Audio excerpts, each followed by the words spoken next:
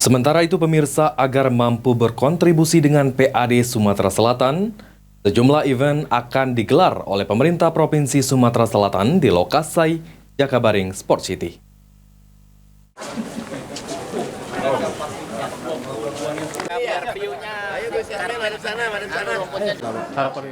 Hari Wibawa, Kepala Bidang Perekonomian Bapeda Sumatera Selatan yang ditemui usai FGD Pengembangan JSC mengungkapkan jika Jakabaring Sport City memiliki aset yang luar biasa, dilengkapi dengan venue berstandar internasional, sehingga pengelolaannya harus dilakukan secara maksimal untuk dapat berkontribusi terhadap pendapatan daerah.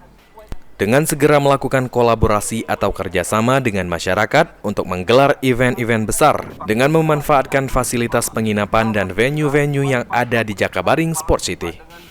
Lebih meningkatkan event-event yang lebih masif di zaman Asian Games dulu ya. Dan memang kita harapkan sangat besar sekali harapan kami pada JSC, pengelola PMD kita, dan juga keterlibatan masyarakat sekitar. Dan memang kita lihat kalau kita sering jalan ke sini ya, memang sudah banyak, tapi agak kurang teratur ya.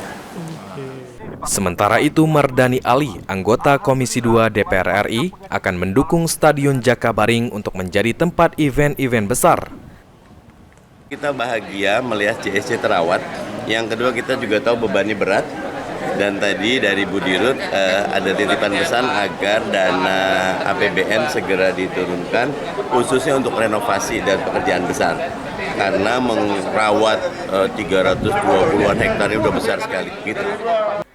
Secara umum saat ini terlihat untuk perawatan di JSC sendiri sudah cukup baik, hanya butuh renovasi. Aji Delia, PAL TV.